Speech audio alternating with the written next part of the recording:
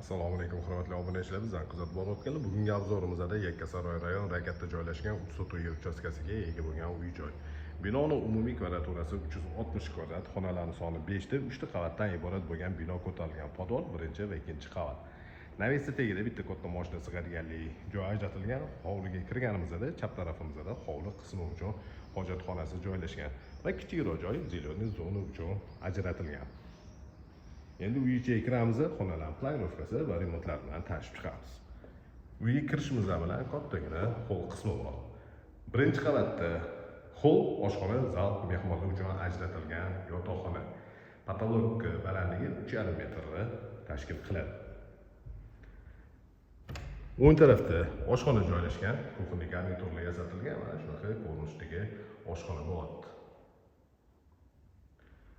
Imoratga kirganda to'g'rida zal joylashgan.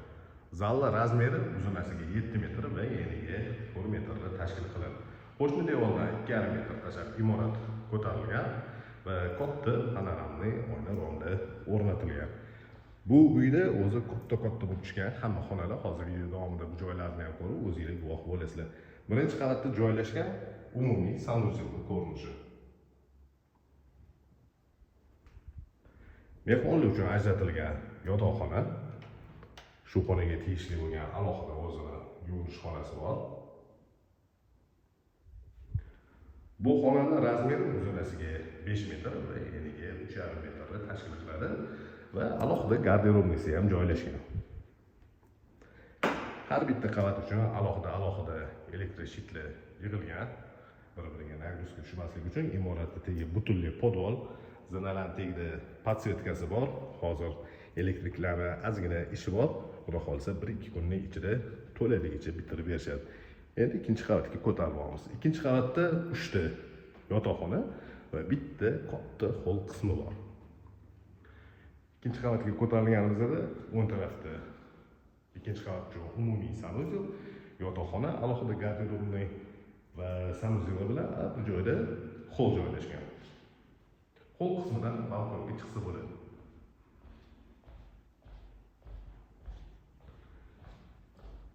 Balkonni ham ko'rsatamiz. Balkon ham kattagina bo'lib tushgan. Mana shunaqa ko'rinishdagi balkon qismi. Yo atrofda chiroyli imoratlar joylashgan. Ikkinchi qavatda joylashgan birinchi yotoqxona. Bu xonaning razmeri uzunasiga 6 metr va eniga 4 metr.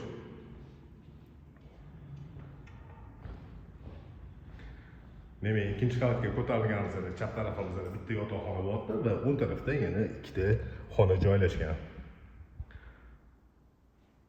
Ikkinchi qavatda joylashgan ikkinchi yotoqxonaning ko'rinishi. Bu xonani yotoqxona yoki bo'lmasa ikkinchi qavat uchun zal qilib qo'ysanglar ham bo'ladi.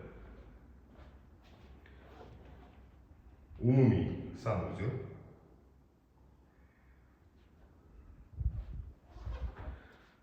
Va bu joyda yana bitta yotoqxona.